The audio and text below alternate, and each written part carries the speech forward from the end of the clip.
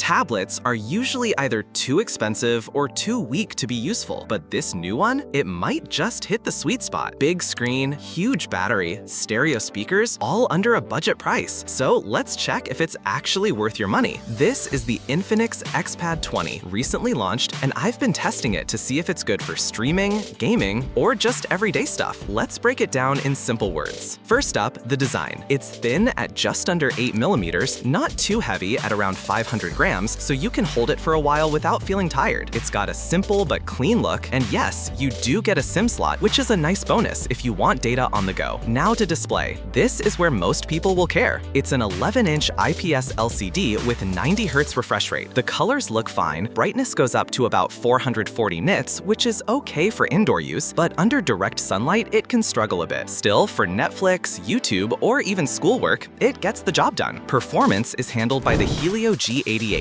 It's not a gaming beast, but for regular stuff, browsing, videos, light games, it runs smoothly. You'll get Android 15 out of the box, which is pretty fresh. Memory options are flexible. You can choose from 4 GB, 6 GB, or 8 GB of RAM, and storage goes up to 256 GB. Plus, it has a micro SD card slot, so storage anxiety is gone. Keep your gadgets clean and spotless with the Tony 20-in-1 Keyboard Cleaner Kit. Brushes, keycap remover, air blower, and screen cleaner. Everything you need for phones, laptops, keyboards, and cameras. Reach every corner. Remove dust, fingerprints, and dirt, even in tiny cracks. Portable and easy to use anywhere. Want yours? Link in the description. Grab it now. Cameras? Well, let's be honest. An 8-megapixel rear and 5-megapixel front are there, but this is not the highlight. They're fine for video calls, scanning documents, or a quick picture, but don't expect flagship quality. Now the sound. This is actually good. Stereo speakers make a big difference when watching movies or playing games. And yes, there's still a headphone jack for wired earphones, which a lot of people will appreciate. Battery life is another strong point, 7,000 milliamp hours. This easily lasts a full day of heavy use or 2 days of casual use. The only downside, charging is slow at 10 watts, so don't expect it to juice up quickly. Connectivity-wise, you've got Wi-Fi AC, Bluetooth 5.2, USB-C, and even FM radio. No NFC, but honestly, that's not a big deal for most tablet users. So, should you buy it? If you want a tablet mainly for watching videos, browsing, online classes, or light gaming, this one makes a lot of sense. It's not trying to beat iPads or premium tablets, but for the price, it gives you a solid screen, big battery, and stereo speakers, which are the main things people want in a budget tablet. If you're into heavy gaming or need super fast charging, you'll have to spend more. But if your budget is tight and you just need a reliable all-arounder, this is definitely worth checking out. What do you think? Is this good enough for your daily use,